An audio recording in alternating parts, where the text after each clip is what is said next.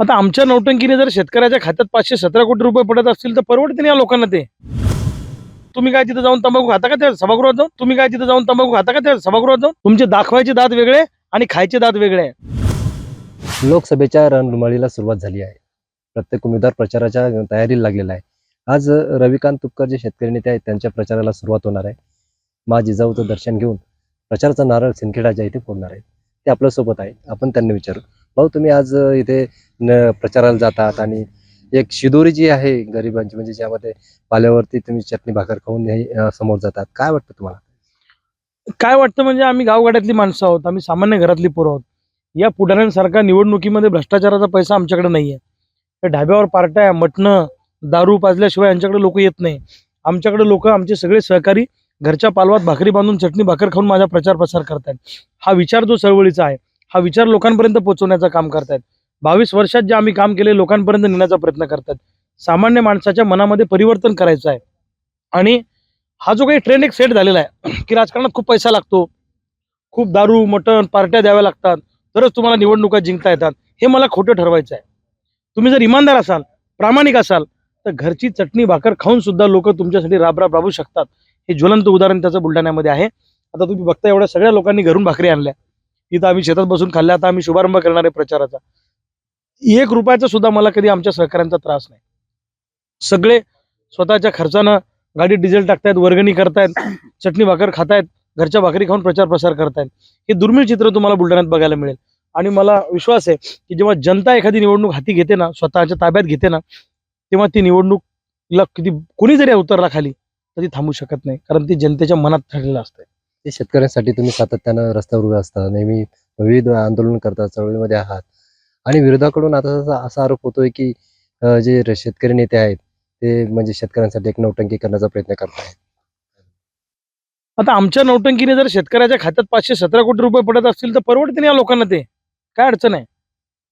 पण आम्ही नौटंकी करतो, समजा आम्ही मूर्ख तुम्ही हुशार आहेत, मग तुम्ही काय तिथे जाऊन तंबाखू खाता का त्या सभागृहात जाऊन? तुम्ही काय केलं 15 वर्ष? सांगण्यासारखं काय केलं? अरे आम्ही आंदोलन केलं तर तुम्ही आमच्यावर लाठीचार्ज केला. मागच्या फेब्रुवारीमध्ये आम्ही पीक विम्यासाठी आंदोलन केलं, तर पोलिसांना प्रेशर करून खासदार प्रतापराव जाधवांनी आमच्यावर लाठीचार्ज करायला लावला. आम्हाला जेलमध्ये टाकलं, आमच्यासोबत लोक येऊ नये म्हणून. तर त्यांचा हात आहे, कधी बोललो नाही, पण आज बोलतो. मला माहिती आहे सगळ्या गोष्टी. शेतकऱ्यांना बदा मारलं जाधव साहेब, त्यावेळी शब्द तुम्ही काढला नाही का? नाही शेतकऱ्यांची बाजू घेतली? तुमचे दाखवायचे दात वेगळे आणि खायचे दात वेगळे आहे.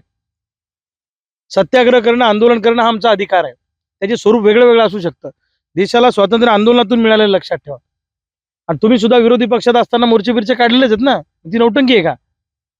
तुमचेही एक सहकारी लोकप्रतिनिधी सत्तेत असून पेन टाकले धरणात उडी मारतात, मग ते कोणती नौटंकी आहे ती? आपलं ठेवायचं झाकून दुसऱ्याचं पायाचं वाकून तुम्ही माझ्यावर खालच्या पातळीवर टीका करण्यापेक्षा तुम्ही 15 वर्षात काय दिवे लावले सभागृहात ते लोकांना सांगा. आसपास 10 वर्ष तुम्ही गावात येत नाही, लोकांना भेटत नाही, काय विकास काम सांगण्यासारखं नाही. 2 लाखाचं सभागृह 5 लाखाचा रस्ता म्हणजे विकास असतो का? अरे तुम्हाला वर्षाला 5-10 कोटीचा निधी असतोच. या गावात द्यायचा की या गावात द्यायचं, इतकंच तुम्हाला ठरवायचं. शाश्वत काय केलं तुम्ही? कोणती धरणं बांधली तुम्ही? वैनगंगा नळगंगा प्रकल्प जो प्रस्तावित आहे तो भारतभाऊ बोंद्रेच्या काळातला आहे. जिगाव प्रकल्प भारतभाऊ बोंद्रेच्या काळातला आहे. खडकपूर्णा भारतभाऊ बोंद्रेच्या काळातला आहे. पद्मावती भारतभाऊ बोंद्रेच्या काळातला आहे. मग तुम्ही केलं काय? सत्तेतून पैसा आणि पैशातून सत्ता. निवडणूक आली की सगळे नातेवाईक भिडवायचे, रडायचं, पडायचं, लोकांच्या पाया पडायचं, मालक ध्यान ठेवा, मालक ध्यान ठेवा. आणि निवडणूक झाली पुढच्या पंचवार्षिकलाच उगवायचं पुन्हा. आणि माझ्यावर खालच्या बाजूला टीका करायच्या. काय तर म्हणे रविकांत तुपकरकडे गाडी व्हीआयपी आहे. अरे मला लोकांनी वर्गणीतून दिलेली आहे. काय तर मग रविकांत तुपकरच्या गाडीचा नंबर व्हीआयपी आहे. तेवढंच राहिलं होतं मग गाडी काढायची फक्त. आता आणि तुमच्या घरात 50 गाड्या उभ्या आहेत, त्या 50 गाड्याला 77 व्हीआयपी नंबर आहे सगळ्या गाड्यांना. तुमचं ठेवा दाखवून. स्वतःला भूमिपुत्र म्हणता, नकली भूमिपुत्र आहे ते. काय केलं शेतकऱ्यांसाठी? ते जर खरे भूमिपुत्र असते तर सोयाबीनला 10,000चा भाव आणि कापसाला 15,000चा भाव त्यांनी मिळून दाखवला असता. आता आम्हाला संधी द्या सभागृहात जाण्याची. कसं दराणून सोडतो सभागृह पा. सत्ता तुमची आहे, तुम्ही काय केलं लोकांसमोर उत्तर द्या, जवाब दो. लोक पूछ रहे तुमको 15 साल तुमने क्या किया. तर जिल्ह्याचा विकास हा जो रखडलेला तुम्ही सातत्याने सांगता प्रत्येक ठिकाणी की आता जिल्ह्याचा पूर्ण विकास हा संपलेला आहे, थांबलेला आहे, रखडलेला आहे. तुम्ही कोणता अजेंडा घेऊन आता लोकांसमोर जाताय? नाही, मला काय वाटतं बुलढाणा जिल्हा हा नैसर्गिक दृष्ट्या खूप संपन्न जिल्हा आहे. इथे जर करायसारख्या खूप गोष्टी आहेत. इथं जर का धरणं वाढली तर डेऱ्या उभ्या राहतील, डेऱ्या उभ्या राहिला दुधाचा व्यवसाय उभा राहील, ग्रामीण भागात अर्थचक्र बदलेल. धरणं झाली अजून खडकपूर्णासारखी तर कारखानदारी उभी राहील, ऊसाचं क्षेत्र वाढेल, इथल्या इथं रोजगार मिळेल. शेगावला विमानतळ झालं, प्रायव्हेट कंपन्या येतील, पोरांना रोजगार मिळेल. MIDC तालुक्यात डेव्हलप झाल्या पाहिजे. जिल्हा परिषद शाळेचा शैक्षणिक दर्जा उंचावला पाहिजे, नगरपालिका शाळांचा शैक्षणिक दर्जा उंचावला पाहिजे. आरोग्य यंत्रणा सुधारण्याची गरज आहे. पत्रकारांना संरक्षण मिळालं पाहिजे. अंगणवाडी सेविका असतील, कंत्राटी कर्मचारी असतील, जुन्या पेन्शन हक्क संघटनेचे लोक असतील, त्यांना न्याय मिळाला पाहिजे. EPS 95 चे लोक अनेक वर्षापासून आंदोलन करतात. 5 वर्ष आले त्यांचा मंडप आहे बुलढाण्याला. काय केलं खासदार साहेबांनी आतापर्यंत? अरे सगळे घटक अस्वस्थ आहे ना. तुम्ही काय विकास केला? शेतकरी आत्महत्येत बुलढाणा जिल्हा भारतात नंबर 1 वर आणला. हा विकास आहे का तुमचा?